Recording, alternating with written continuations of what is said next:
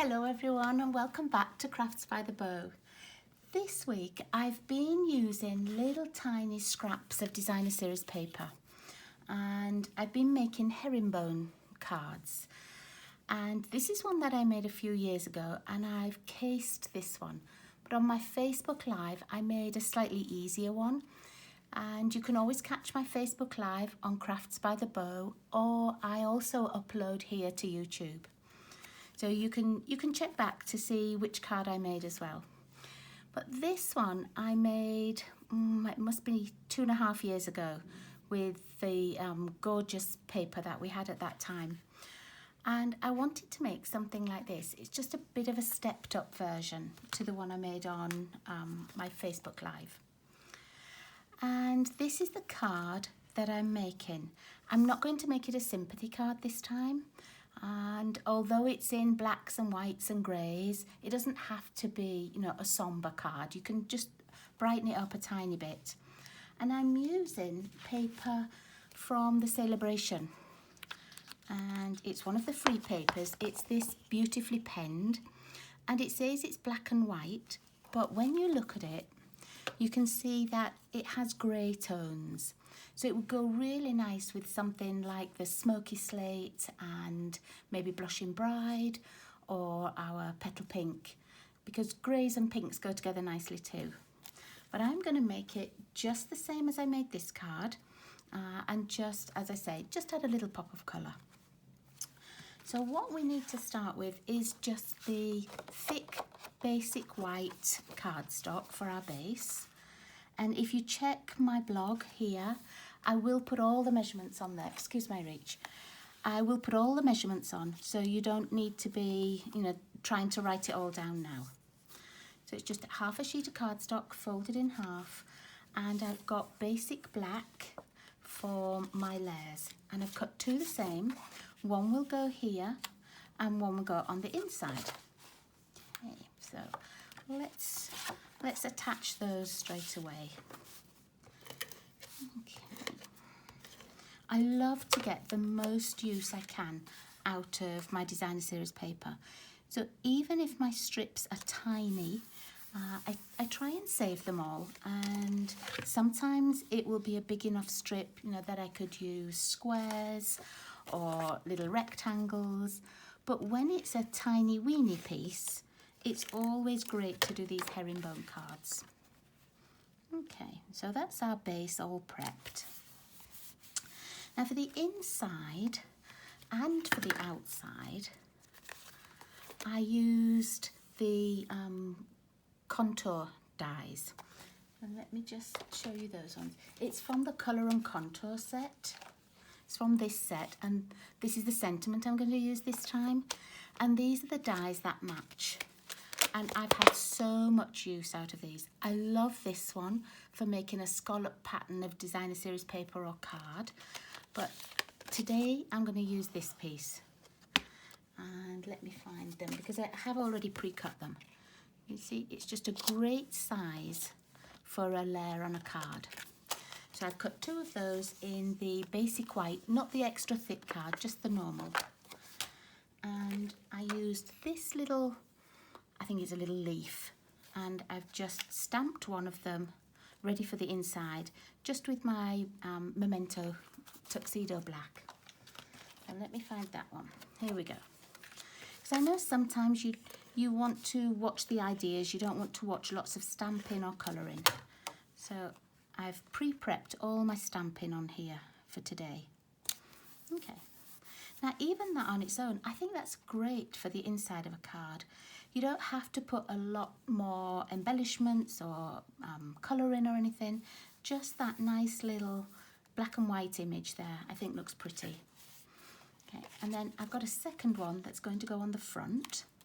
And I've got more of the basic black cut for a layer. So I've got one piece and then the one that's 1/4 inch smaller. And they're just going to fit on here. If you wanted to see more of that white layer, just use the smallest black, because it will just fit inside that little stitched area, and you just get a little bit more white showing. So I've got them cut, but I'm going to wait until I've got the designer series paper on before I actually decide. But let me show you how we do the designer series paper. I'm going to use my silicone mat because the edges are going to be sticky, and if I have it straight on paper, I know it'll stick straight down and I'll end up tearing paper. But I've got that smallest little piece, and then I've got lots of pieces of the hand-penned freebie. They're different lengths, different sizes, but they're all cut to 1/2 inch wide. And then all I'm going to do is sort of have a little collection on the side here. You can see this is the same paper, but some is cut so the lines are horizontal and some vertical. So, you know, you can use tiny pieces. Here I've got a couple of pieces that are torn, but I know that they'll fit in a corner like this. And I always start with sort of a diagonal line. I choose just one of the papers. I'm going to choose this dotty one, and I'm going to attach them with my liquid glue. And that way I can move it. If it's not quite in the right place, I can wriggle it round and get it into the right place. Okay, and I'm just going to put it somewhere where it fits across, and I'm changing the angle until the paper fits. There we go. Oops, there we go. Okay. I'm just going to straighten that little edge out as well. Okay, so that's our first one.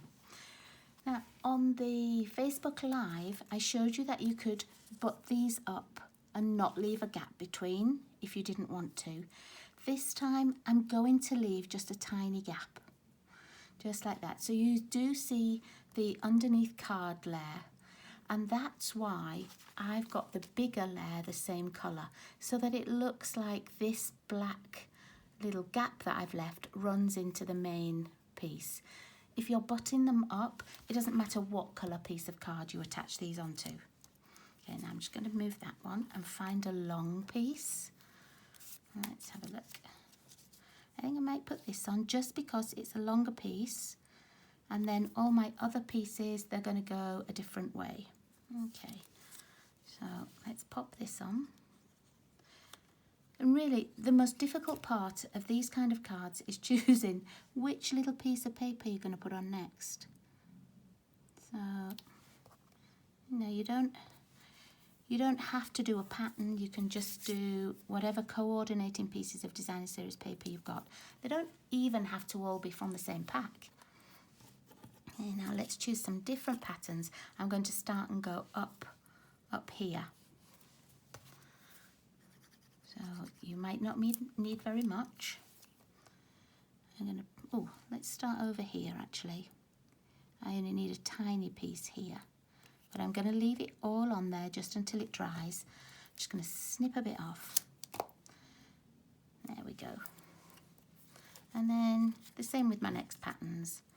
I'm not really sure which way they're going to go or which pattern's going to be next. And that doesn't matter. No two cards will be the same. Doesn't matter if you get glue in between here, it will dry clear. Just chop that piece off. Just moving that glue so I can check if my pieces are straight. Yeah, they are. Okay. Put a few more patterns on.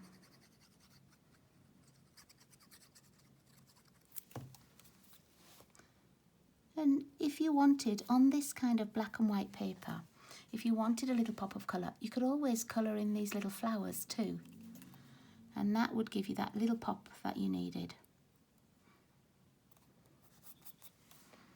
Just let me move these before it's all stuck down. There we are. That's why I use the silicone mat. And you see all this glue that's oozing out? I think also it's because, you know, I use a lot of glue, but not everybody does.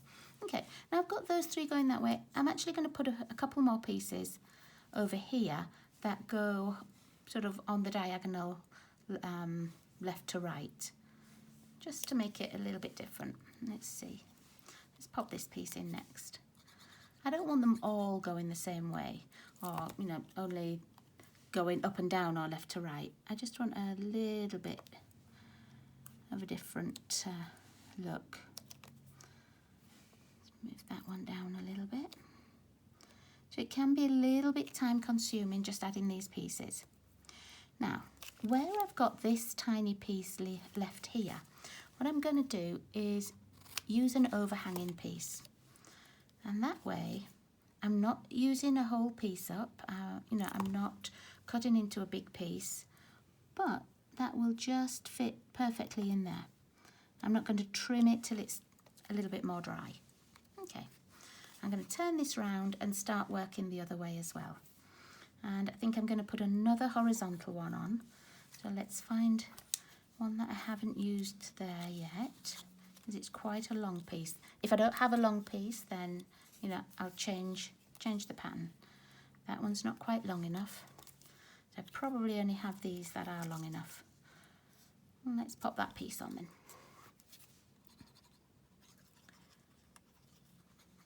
If you look on Pinterest and pop herringbone in as your search, you'll find tons of these kind of cards. And everybody has a bit of a different idea as to how they'd like them made. So I think once you've made a few of them, you get into a bit of a rhythm, and you just add pieces where you want them. No right, no wrong. And it is a great way to just use up those tiny pieces. I've even used pieces of cardstock that I've had left over. You know when you might cut a piece of cardstock down to make front layers, and you get, you know, pieces like this, just tiny. Pop them through an embossing folder so that they've got a different pattern, and then you can just do the same kind of thing with different embossing patterns and, you know, maybe 2 or 3 colours of cardstock. Let's see, I think I'm gonna pop these over here like this.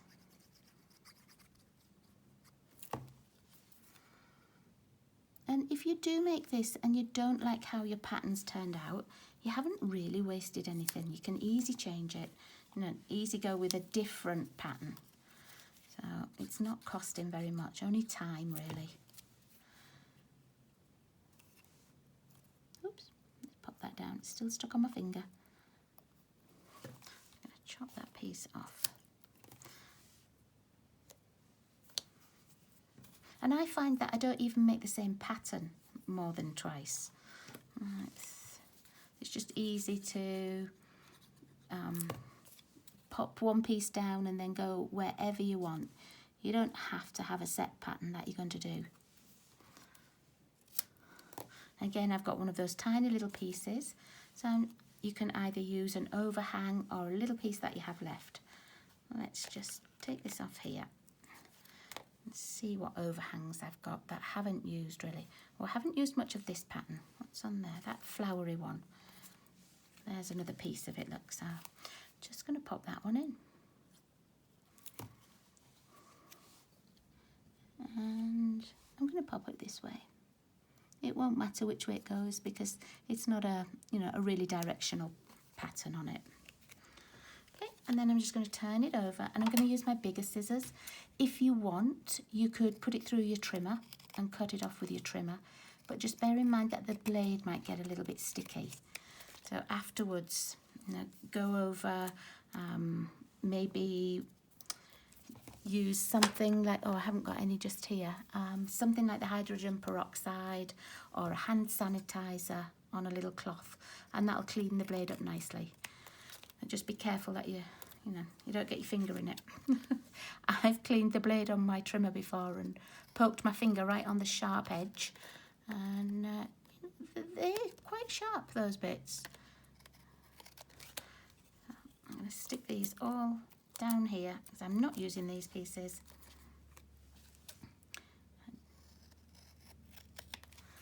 Okay, and you see I've still got loads of this paper left. I could make, you know, 3 or 4 more using these pre-cut pieces that I have, but I'm just not going to make those all right now. Let's just pop those out of the way so we don't need those. Okay, so here's our little finished piece, and once you get those edges cut off, you know, it looks really pretty. You can choose to if you wanted, if you hadn't already stuck this in, well actually it wouldn't matter just because of the orientation of this. You could make it so that it went as a portrait style as well. In fact, we could do that. Let's just see how this is working out. So here's our contour layer, and this is the larger piece of black with the little one on top. Oh, I like that, going that way. I think this time we'll make it this way. Okay, so I'm going to attach this to the larger black layer.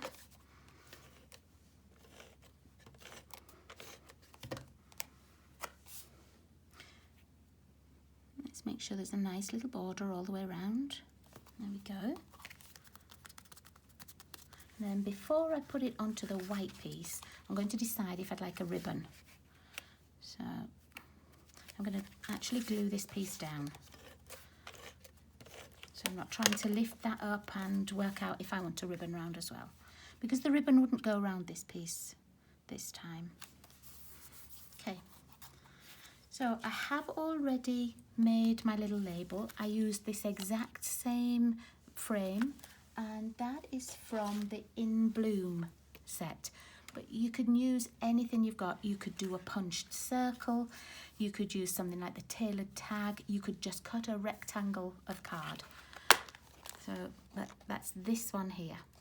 And that's fast becoming one of my favourite label shapes. I think it's just a little bit different. And it doesn't matter, you can, you know, use it for a variety of cards, and it's not one that looks particularly like a flower or really feminine. So I like that one. And then I've used the sentiment from the Colour and Contour set. This You Are absolutely amazing. But there's lots and lots of other sentiments that you probably have that would fit on here. Now, let me just see. I might have it so that this goes right in the middle, but sort of nearer to the bottom. So I'm just going to turn my card round and see which bits of the herringbone pattern I'd like to see. I think I'm going to have it that way, because then I get the full effect of this little triangle where the pieces are going two ways, and the same at the bottom. And I do have some seam binding ribbon, so I could check to see if I want that. And I've also got on my desk the polished pink ribbon. That would be quite a bright pop. Got a little bow of it actually. It wasn't made for this project, it was made for a different one, but so I could do just a little ribbon on there. Or I could put, if I put a ribbon around it, I don't think you'd see much of it at either side, but let's see.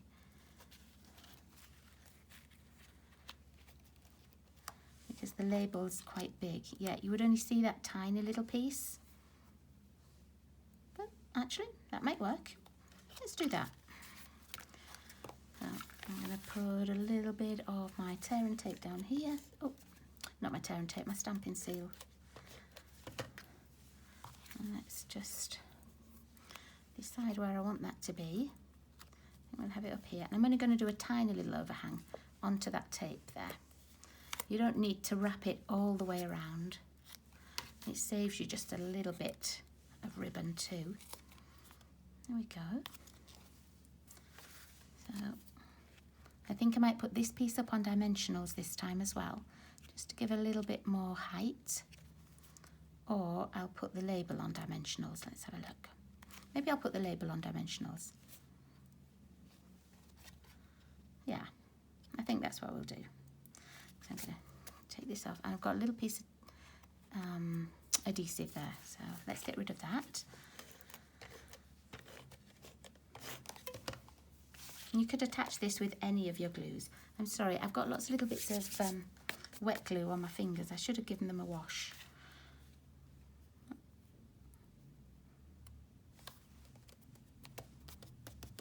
Okay, and let's find some dimensionals for this one.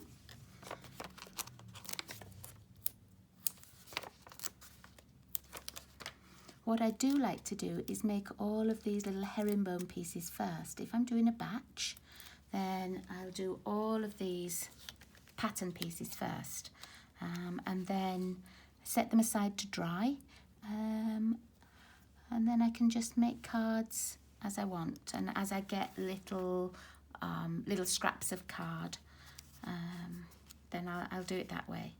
See if that's going to stick on there. I think I just want one underneath at the bottom here. I'm going to take that off and then poke that underneath. There we go. There, that's going to hold it still now.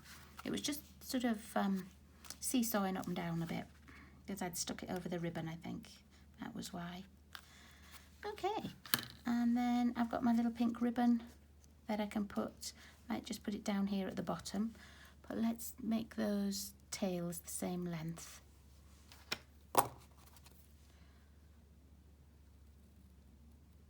Oh, these are not my ribbon cutting scissors. I should have those out. And they're sharp, but they leave just little snaggy tails there. Okay, I'm going to put this one on. Let's find some glue dots. Attach that.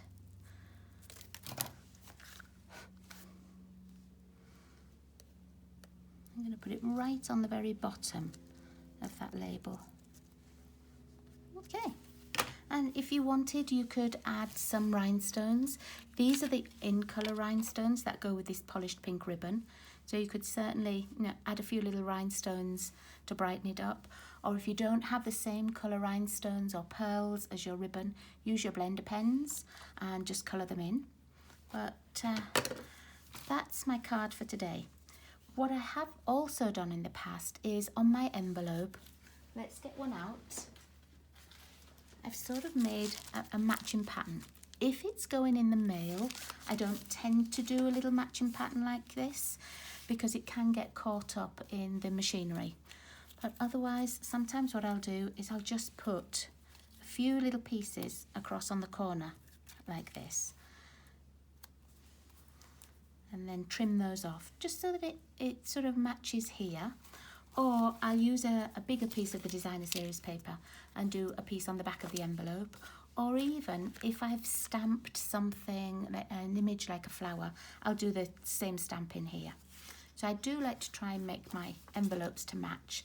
I like it when I get a card through the mail and everything sort of goes together. But there we are. Check my blog and I'll put all the sizings that I used and all the supplies that I used as well. But thanks very much for joining me today. I really hope you do give this a try. It's so easy and it's such a fun idea. It's really quite addicting. Take care everybody, and I'll see you all again really, really soon. Bye bye.